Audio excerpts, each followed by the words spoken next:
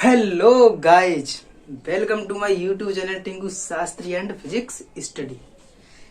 जैसा कि मैंने बताया था कल कि दूसरी वीडियो दिन में बनाएंगे, तो लेकर आ चुके हैं। आज ज्यादा बात नहीं करेंगे क्योंकि आप लोग सोचते हो ज्यादा बात करते हैं, टाइम नष्ट करते हैं। तो आज सीधा टॉपिक पढ़ाते हैं। अगर टाइम बचा तो बाद में बात कर लेंगे, ठीक है। हाँ, तो इसको मिटाकर पहले डायरेक्ट टॉपिक शुरू करते हैं। नहीं तो ये सोचोगे आप लोग अरे कुछ नहीं, यहाँ तो सिर्फ बातें करते हैं। बातें नहीं, बातें तो होती हैं लेकिन बातों के साथ साथ पढ़ाई भी होती है, यहाँ क्वालिटी है। अब ये भी गलत है कि डायरेक्ट पढ़ाने लग जाओ। कुछ भाई इंटरटेनमेंट, पढ़ाई इंजॉय के साथ करो। पढ़ाई ऐसा नहीं पढ़ो जिससे आप बोर हो जाओ, आपको तकलीफ हो। पढ़ाई को ऐसे करो, ऐसे करो, ऐसे करो, पढ़ाई की ऐसी कड़ी बनाओ और उसको ऐसे करो कि एक आपको ये बोरिंग ना लगे, एक इंजॉय एंटरटेनमेंट लगे, एक गेम लगे, गेम। हाँ, तो एक मेरा आपसे क्वेश्चन था। हाँ, ये तो बीमारी है भाई, इसको मुझे कहना भी नहीं चाहिए कि मेरा क्वेश्चन है व्हाट इज लव। आप लोग सोच रहे हो कि ये कैसा क्वेश्चन है भाई, टीचर हो के ऐसी बातें करते हो। भाई कर सकते हैं ना भाई, क्वेश्चन तो क्वेश्चन है, इसमें क्या व्हाट इज लव मतलब प्यार क्या है। आप लोग सोच रहे होगे क्या यहाँ पर क्या पढ़ा रहे हो सर, लेकिन मैं पढ़ा रहा हूँ, वो मैं पढ़ा रहा हूँ, मुझे पता क्या पढ़ाना चाहिए। ये क्वेश्चन है, आपको नहीं पता होगा, आपको पता होगा लेकिन कुछ और ही पता होगा। तो मुझे जो मैं आपको बताना चाहता हूँ, जो मुझे पता है, जो मैं आपको बताना चाहता हूँ, जो वास्तव में है, रियल में है, वो है physics. Love is physics. Physics से ही प्यार ही फिजिक्स है। आप लोग सोच रहे हो कि ये कैसा आंसर हुआ भाई, लव कहाँ, फिजिक्स कहाँ, लव क्या चीज होती है, प्यार क्या है और फिजिक्स क्या है।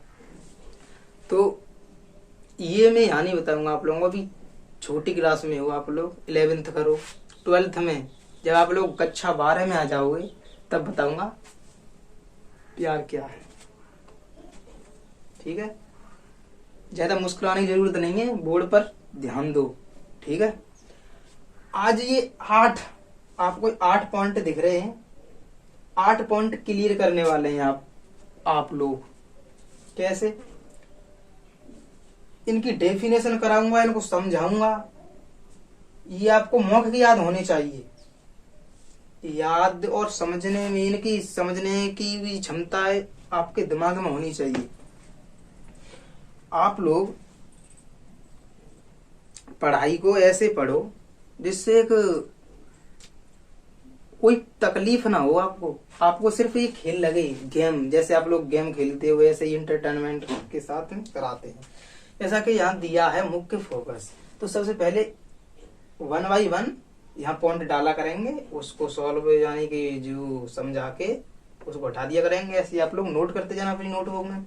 मुझे पता है आप लोगों ने नोटबुक और पेन तो ले ली होगी, ये तो मैंने पहले ही बता दिया था ना। तो देखिए, तो पहली हेडिंग डालो है मुख्य फोकस। मुख्य फोकस, मुख्य फोकस क्या होता है भाई। मुख्य फोकस देखिए, ये फिजिक्स में ये समझने की चीज है। अब मान लो मैंने कल दर्पण पढ़ाया था और उसके परावर्तन पढ़ाया था, परावर्तन कैसे होता है, दर्पण कितने प्रकार का होता है, प्रकाश पढ़ाया था, मैंने इतना बता दिया था ना। अब उसी दर्पण की ये मुख्य फोकस होती है। जैसे मान लो मैंने दर्पण बनाया था, दर्पण जैसे मान लो ये दर्पण है, ठीक है। इस पे दर्पण पे क्या होती थी, एक साइड में पॉलिश होती थी, क्या होती थी बच्चा भाई, एक साइड में पॉलिश होती थी और एक साइड चिकना होता था और बीच में ये मुख्य अक्ष होती थी और इसका ये ध्रुव होता था पी। ठीक है।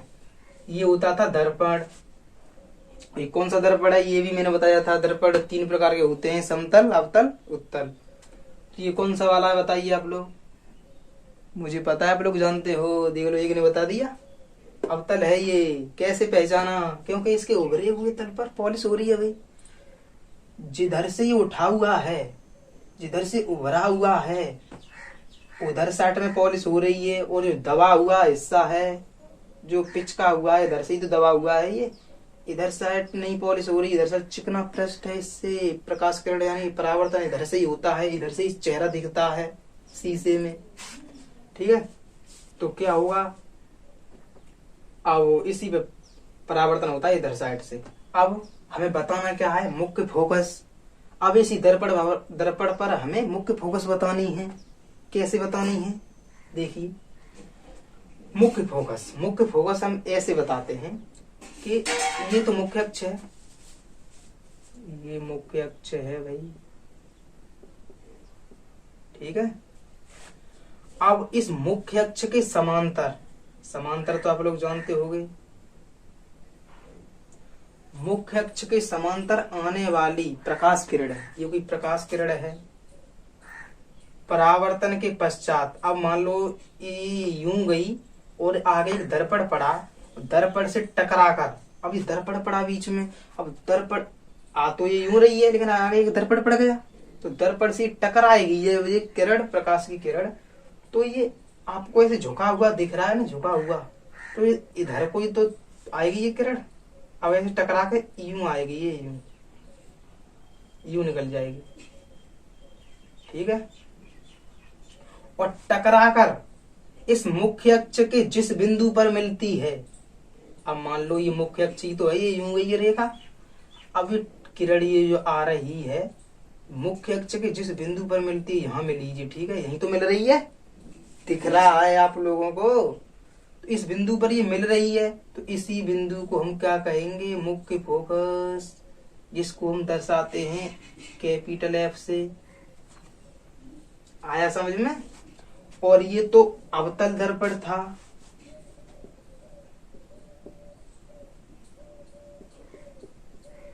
ठीक है, अब उत्तल दर्पण हो तो क्या होगा भाई? हाँ, समझने की बात है भाई। ये तो अवतल था, अगर यहाँ अवतल की जगह पे उत्तल हो तो क्या होगा, वो भी बताते हैं। अब उत्तल दर्पण कैसे बनता है बताइए।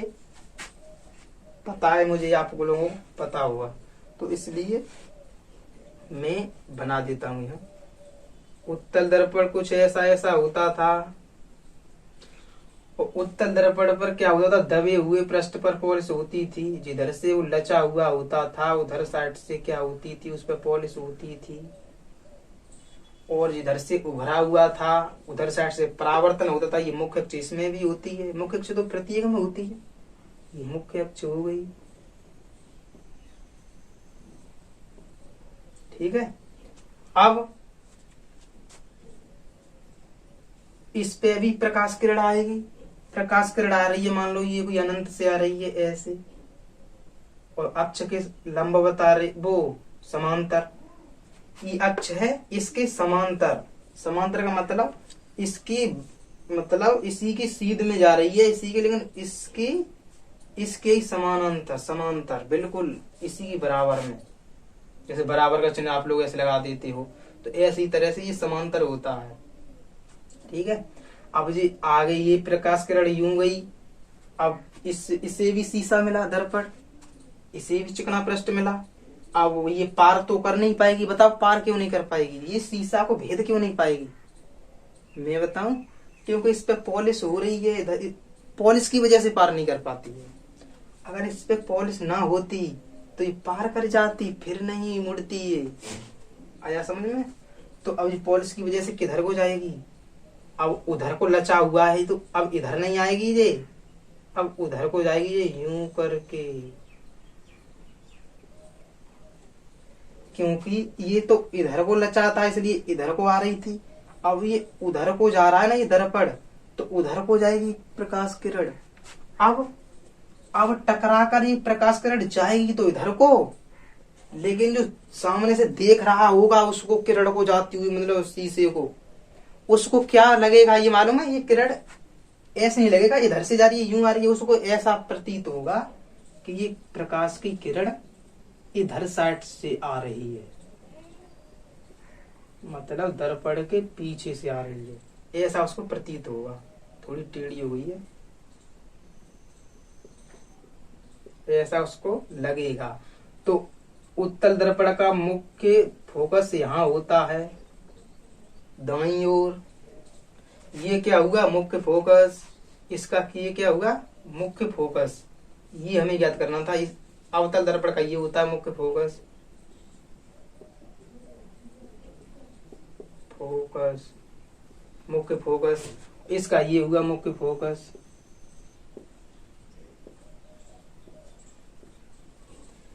ठीक है, अब आप लोगों को क्या क्लियर हुआ? ये जो अवतल दर्पण होता है, यहां लिख दूं उत्तल दर्पण। अब आप लोगों को ये क्लियर हुआ होगा जो कि अवतल दर्पण होता है, अवतल दर्पण के जब मुख्य अक्ष के समांतर किरण आती है तो परावर्तन के पश्चात उसी के सामने से होके जिस बिंदु से होकर मुख्य अक्ष के जिस बिंदु पर मिलती है उसी को मुख्य फोकस कहते हैं। लेकिन उत्तल में क्या होता है? किरण तो ऐसे ही आती है लेकिन टकरा के ऊपर को निकल जाती है क्योंकि इसका झुकाव उधर है। लेकिन जो शीशे को दर्पण को देख रहा होगा उसको क्या लगेगा कि शीशे में से प्रकाश किरणें निकल रही है, शीशे में से अंदर से। तो इसका मुख्य फोकस किधर होता है? दाईं ओर, उधर साइड में उल्टी तरफ, और मुख्य फोकस का इधर तरफ। मतलब अवतल दर्पण का बाईं ओर और उत्तल दर्पण का दाईं ओर। ऐसे तो याद रख सकते हो आप लोग। उत्तल दर्पण का होता है, ये उत्तल दर्पण है, मुख्य फोकस होता है दाईं ओर इधर साइड में, और अवतल दर्पण का बाईं ओर। ऐसे अब ऐसे क्वेश्चन आता है कि उत्तल दर्पण का मुख्य फोकस कहाँ बनता है, तो आप लोगों को इसे बताना पड़ेगा। तो ठीक है, एक चित्र बना दिया। अब इसकी परिभाषा में लिखूंगा नहीं, लिखूंगा तो टाइम ज्यादा लगेगा भाई।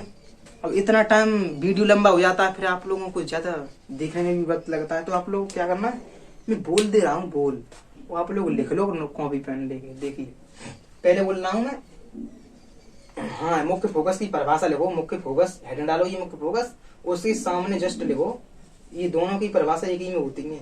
मुख्य फोकस की परिभाषा होती है वो। देखिए,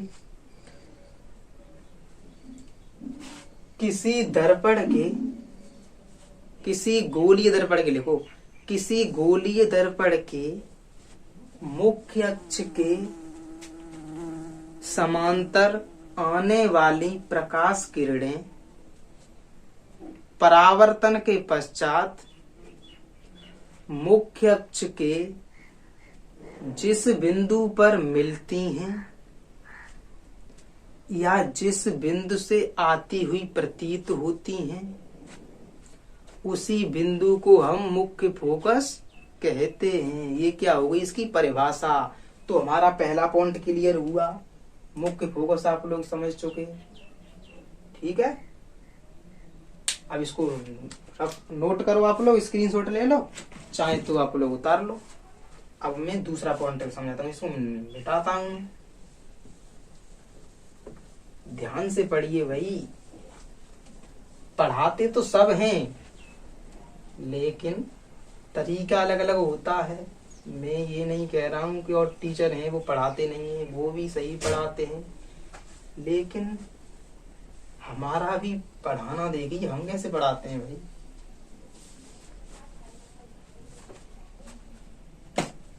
अब देखिए दूसरा पॉइंट डालिए, नंबर दूसरा पॉइंट है वक्रता केंद्र। दूसरा पॉइंट है हमारा वक्रता केंद्र। वक्रता केंद्र अब समझेंगे वक्रता केंद्र क्या होता है। अब कुछ टीचर क्या कहते हैं मालूम है, वो किताबों में पढ़ाते हैं, ये उनकी पहली पहचान होती है। ये जो टीचर होते हैं गांव के आसपास के टीचर हैं, वो किताबों से, बिना किताब के तो कभी पढ़ा ही नहीं सकते। मैं ये नहीं कह रहा हूँ कोई नहीं पढ़ा सकता भाई, बहुत सारे से डरे हैं, मुझसे भी ज्यादा जानते हैं, वो तो बहुत कुछ ही जानते हैं, मेरा मतलब ये नहीं है कि मैं यही सब कुछ जानता हूँ। मेरा मतलब ये है कुछ टीचर ऐसे हैं जो बिना किताब के नहीं पढ़ा सकते हैं आप लोगों को। और क्या कहते हैं मालूम है, वो खुद तो समझा नहीं पाएंगे स्टूडेंटों को, नहीं समझाएंगे, पता नहीं क्यों नहीं समझाते हैं, टाइम ही नहीं, और आलस करते हैं। मैं क्या बताऊं, तो शायद नहीं जानते हों, जानते भी हों झाँक करके भी नहीं बताते। तो वो क्या करते हैं मालूम है, किताब ले गए स्टूडेंट, बताया कि लो टिक मार दिया, यहाँ से यहाँ तक उतार लो, ऐसा करते हैं, उतार लो। भाई उतार लो, ये उतार लो शब्द ना, उतार लो शब्द से मुझे बहुत नफरत है। आई हेट उतार लो, आई हेट उतार लो, उतार लो से मैं बहुत नफरत करता हूँ।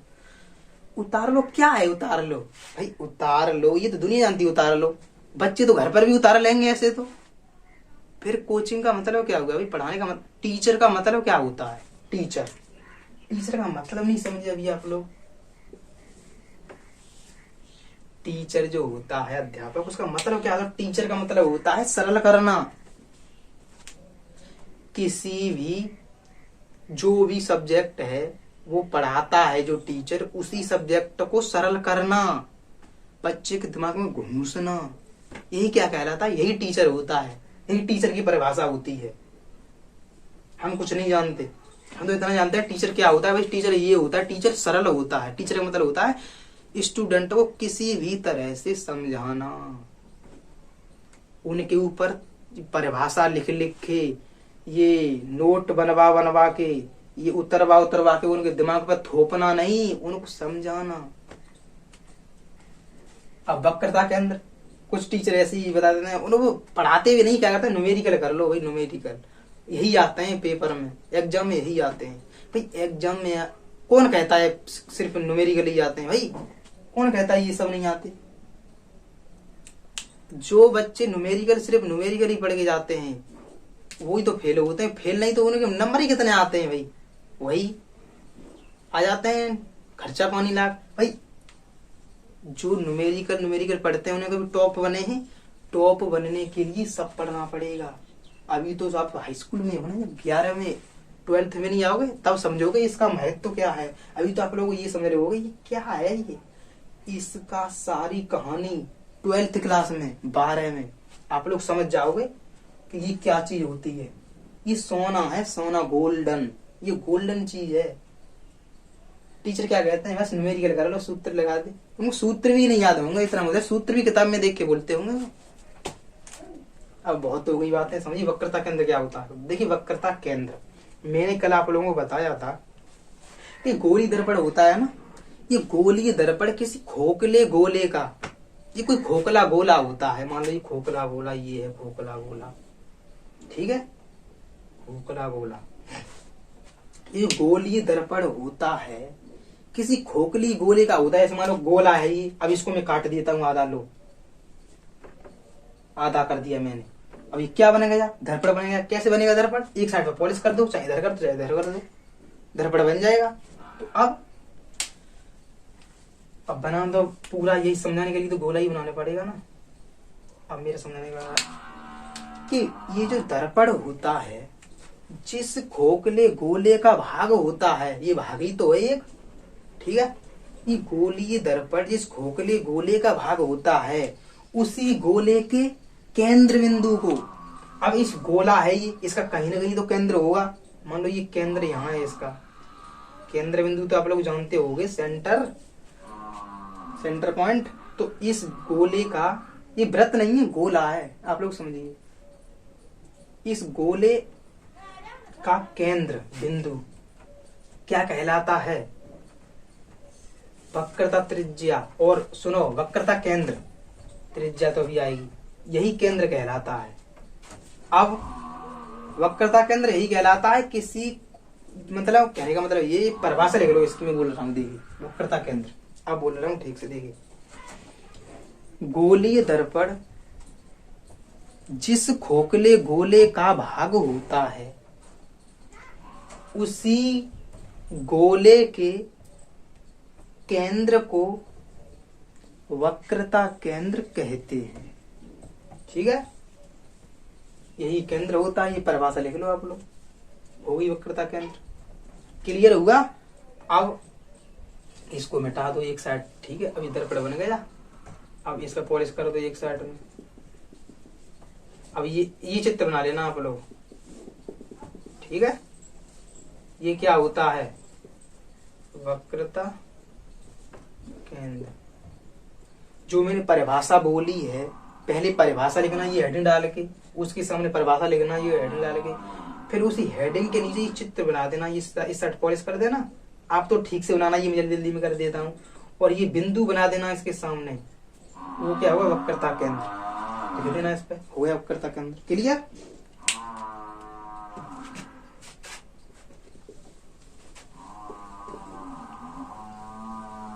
अब हमारा दूसरा पॉइंट भी हो गया वक्रता केंद्र। अब बात आती है मुख्य अक्ष। मुख्य अक्ष तीसरा पॉइंट है, मुख्य अक्ष।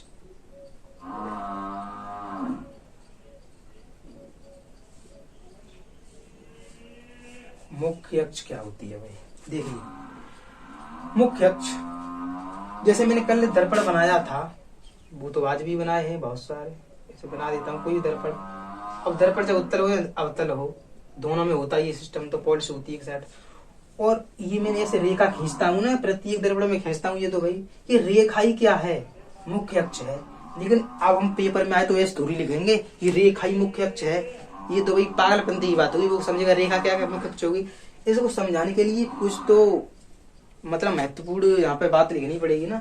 अब कैसे लिखनी पड़ेगी, देखिए। ये मैंने बताया हूँ पी ध्रुव होता है, ये ध्रुव, ठीक है। और यहाँ क्या होता है, मैंने बताया था ये मुख्य क्या होता है, वक्रता केंद्र ही तो होता है ये। अभी मैंने बताया था गोले, जिसको गोले बोलेगा, ये बिंदु होता है वक्रता केंद्र, ठीक है। अब ऐसे लिखेंगे परिभाषा, परिभाषा लिखिए आप लोग। वक्रता केंद्र तथा ध्रुव पी, वक्रता केंद्र को सी से दर्शाते हैं, यहाँ लिख लीजिए सी, ठीक है। अब लिखिए परिभाषा, ये हेडिंग डालो, उसके आगे परिभाषा लिखो। वक्रता केंद्र सी तथा ध्रुव पी को मिलाने वाली रेखा को हम क्या कहते हैं, मुख्य अक्ष कहते हैं। अब आप लोगों को मैं ऐसे नहीं समझाता, डायरेक्ट परिभाषा लिखवा देता तो आप लोगों को समझ में आता, बिल्कुल नहीं आता। मैंने चित्र से समझा जाए कि वक्रता केंद्र सी ध्रुव पी को मिलाने वाली रेखा को हम क्या कहते हैं, मुख्य अक्ष कहते हैं, ठीक है। अब परिभाषा के नीचे ये चित्र बना लेना, ठीक है। अब ये भी पॉइंट हमारा क्लियर हो गया। मिटाने के लिए भागेगा। अब डालते हैं चौथा पॉइंट। चौथा पॉइंट है हमारा द्वारक। द्वारक, देखिए द्वारक क्या होता है, द्वारक भी समझिए। द्वारक का मतलब मानो द्वार, दरवाजा, ठीक है। हम अपने जीवन के वहां में सोचें तो दरवाजा होता है। जैसे मान लो द्वारक का मतलब द्वार, दरवाजा। जैसे मान लो ये खोखला बोला है, मतलब दर्पण है, इसकी एक साइड में पॉलिश होती थी, अवतल दर्पण ही तो है। अवतल हो या उत्तर हो, उससे कोई प्रॉब्लम नहीं। अब ये मुख्य अक्ष होती थी। ये परावर्तक मतलब ये जो होता है ना, ये दर्पण का व्यास, तो ये व्यास है ना, ये दूरी हैगा, ये व्यास, दर्पण के व्यास को हम क्या कहते हैं, द्वारक। लिखिए परिभाषा द्वारक के सामने, द्वारक के सामने लिखिए परिभाषा कि गोलीय दर्पण के परावर्तक पृष्ठ के व्यास को गोलीय दर्पण द्वारा लिखिए, गोलीय दर्पण के परावर्तक पृष्ठ के व्यास को द्वारक कहते हैं। यहाँ लिख लीजिए, जो है ना ये इतना यहाँ तक की दूरी, ये द्वार ही तो है, दरवाजा, तो यहाँ कहते हैं द्वारक, ठीक है। चित्र बना लीजिए, लेकिन चित्र में आधा बना देता हूँ, आप लोग ये सब चीज लिखा करिए। पी ध्रुव ऐसे करेंगे, ये द्वारक है, इसको मुख्य अक्ष डाल दिया करो, अच्छा लगता है ना मुख्य अक्ष। ठीक है, ऐसे करके सजा दिया करो, अच्छा लगता है। और मैं से जाऊंगा तो वक्त लगेगा भाई, बहुत सारा पढ़ाना है अभी तो। आप लोगों को ये पॉइंट भी क्लियर हो गया। अब डालते हैं हम केमा पॉइंट है 5वां। देख 5वां पॉइंट है ध्रुव। ध्रुव क्या होता है अभी? ध्रुव, ध्रुव तो हर बार लिखते ना, ये दो दर्पण बन गया। ये दर्पण तो हर बार बनाना पड़ रहा है, लेकिन ठीक है, इतने बार बनाना पड़ेगी। ध्रुव मुख्य अक्ष होती है ना, यहाँ जो बिंदु होता है पी, यही ध्रुव होता है। लेकिन एस थोड़ी लिख देंगे, ये पी बिंदु तो ध्रुव कहते हैं, एस थोड़ी ना। इसको समझाने के लिए कुछ लिखना तो पड़ेगा ना, परिभाषा लिखिए। हेडिंग नाउ, अब इसके आगे परिभाषा लिखूं, बोल रहा हूँ कि गोलीय दर्पण के परावर्तक पृष्ठ के मध्य बिंदु को ध्रुव पी कहते हैं। दोबारा बोल रहा हूं, गोलीय दर्पण के परावर्तक पृष्ठ के मध्य बिंदु पी को ध्रुव कहते हैं। ठीक है, अब आप लोग चित्र बना लीजिए परिभाषा के नीचे। अब देखते हैं 6वां पॉइंट।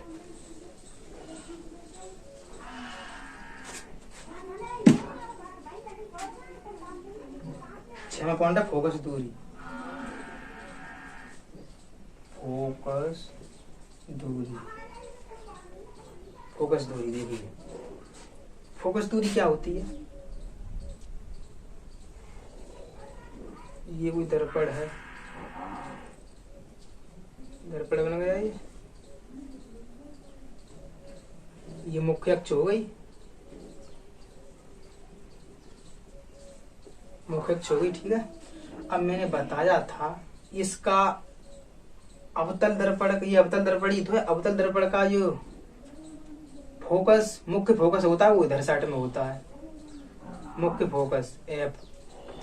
और अवतल, उत्तल दर्पण का क्या होता था? दाईं ओर, और अवतल का बाईं ओर। मैंने बताया था शुरू, सबसे पहले तो यही पढ़ाया था ना। तो इस मुख्य फोकस से ध्रुव पी तक की दूरी को क्या कहते हैं? फोकस दूरी कहते हैं।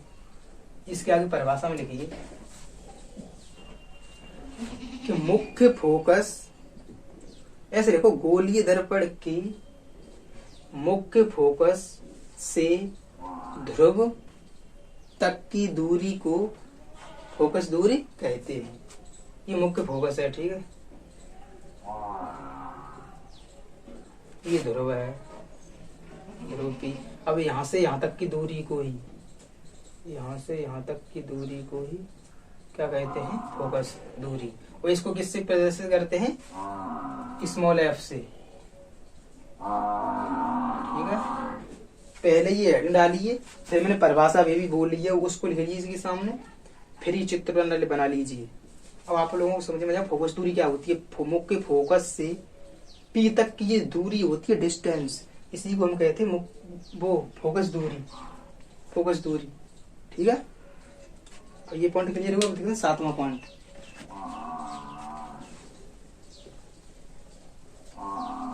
जब आप लोगों को ये पॉइंट क्लियर हो जाएंगे ना, 8 पॉइंट और भी है, तो आप लोग न्यूमेरिकल करने में कुछ हल ये याद करने पड़ेंगे, आप लोगों को समझने पड़ेंगे। तो न्यूमेरिकल तो हल कर दोगे आप लोग। 7वां पॉइंट है हमारा फोकस तल। फोकस ये ज्यादा इंपॉर्टेंट नहीं है, लेकिन फिर भी आप लोग पढ़ो। फोकस तल देखिए, फोकस तल क्या होता है? ये दर्पण है कोई, ये एक मुख्य अक्ष है, ठीक है। अब देखिए, अब यहाँ मैंने बताया था फोकस होती थी, यहाँ मुख्य फोकस होती है एफ, कैपिटल एफ होती है मुख्य फोकस, और स्मॉल एफ होती है फोकस दूरी। तो मुख्य अक्ष के लंबवत, परिभाषा लिखिए आप लोग, ये हेडिंग डालो, परिभाषा लिखो। मुख्य अक्ष के लंबवत तथा मुख्य फोकस से होकर जाने वाली रेखा को हम फोकस तल कहते हैं। परिभाषा आप लोगों ने लिख ली, फिर से देखो। मुख्य अक्ष के लंबवत, लंबवत मतलब इसके परपेंडिकुलर है ऐसे, ठीक है। और फोकस मुख्य फोकस से होकर जाने वाले पृष्ठ या रेखा को हम क्या कहते हैं? फोकस तल कहते हैं। ठीक है, यही फोकस तल होता है। बना लीजिए आप लोग। अब देखते हैं 8वां लास्ट पॉइंट।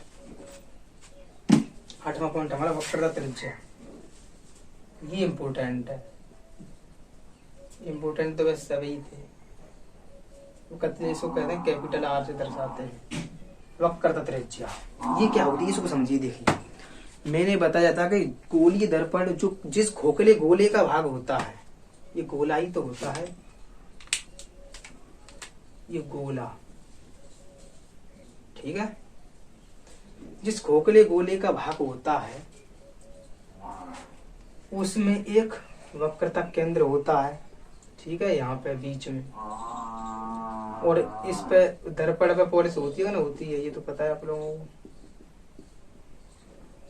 ठीक है, ये गोलीय दर्पण होता है, जिस खोखले गोले का भाग होता है उसकी वक्रता केंद्र, ये वक्रता केंद्र हो गया केंद्र, और यहाँ होता है ध्रुव पी होता है, ये तो पता ही, यहाँ मैंने देखी से नहीं है। मुख्य अक्ष डाल दो, चलो कोई बात नहीं। ठीक है, ये मुख्य अक्ष है कि जो वक्रता केंद्र सी होता है ना, ये सी दर्शाते हैं, और ध्रुव पी तक की दूरी को हम क्या कहते हैं? वक्रता त्रिज्या। इसको कैसे करते हैं? कैपिटल आर से प्रदर्शित करते हैं। परिभाषा लिख लीजिए कि जो वक्रता, हाँ, जो गोलीय दर्पण की परिभाषा, गोलीय दर्पण जिस खोखले गोले का भाग होता है उसी गोले की वक्रता केंद्र तथा ध्रुव तक की दूरी को वक्रता त्रिज्या कहते हैं, तथा इसे कैपिटल आर से दर्शाते हैं या प्रदर्शित करते हैं। परिभाषा लिख के नीचे चित्र बना लीजिए। क्लियर हो गया। अब वक्रता त्रिज्या, ये सारे पॉइंट हो गए भाई। ठीक है, पसीना आ रहा है, आप लोगों को दिख रहा है कितनी मेहनत करते हैं भाई आप लोगों के लिए। बहुत मैंने जल्दी किया है, जल्दी करा दिया। तब भी आप लोगों को मेरी उम्मीद है कि आप लोग समझ चुके हो गई है। नहीं समझे तो दोबारा फिर से वीडियो देख लेना। फिर भी नहीं समझे हो तो कमेंट करना कहाँ दिक्कत आ रही है, फिर से समझा देंगे। और फिर भी डाउट रह रहा है तो नंबर में प्रत्येक वीडियो के नीचे डाल देता हूँ, और उस पर कॉल करके पूछ सकते हो। नहीं तो व्हाट्सएप पर जो समस्या है, मान लो कोई सवाल आपको पूछना है, कोई टॉपिक पढ़ना है नया अलग से, कुछ भी फिजिक्स में, तो व्हाट्सएप पर उसका फोटो भेज दो मेरे पास। व्हाट्सएप नंबर बना लो मेरा, भेज दो और मैं देख लूंगा, वही पढ़ा दूंगा। फिर जो सवाल पूछना चाहते हो व्हाट्सएप पर उसका फोटो खींच के भेज दो, वही बता दूंगा, वीडियो बना के डाल दूंगा यूट्यूब पर। ठीक है, तो वीडियो को लाइक कर दिया करो भाई। अब ये हर स्टूडेंट के मन में वो आती है बात कि टीचर से बातें करें, कुछ पूछें अपने मन की, कुछ उनके मन की पूछें। तो उसके लिए यहाँ मैं बातें करूंगा तो वीडियो लंबा हो जाएगा। उसके लिए आज या कल या परसों में एक वीडियो अलग से उसमें पढ़ाएंगे नहीं, वो वीडियो ऐसे ही रहेगी, बातें करेंगे उसमें। तो क्या होगा, अगर आप लोग ऑनलाइन पढ़ना चाहते हो तो मैं व्हाट्सएप पर लिंक भेजूंगा टीचमेंट ऐप का, उस पर क्लिक करके आप लोग कनेक्ट हो सकते हो मुझसे। ठीक है, नहीं तो वीडियो देखते रहो। तो ठीक है, थैंक यू, नमस्कार।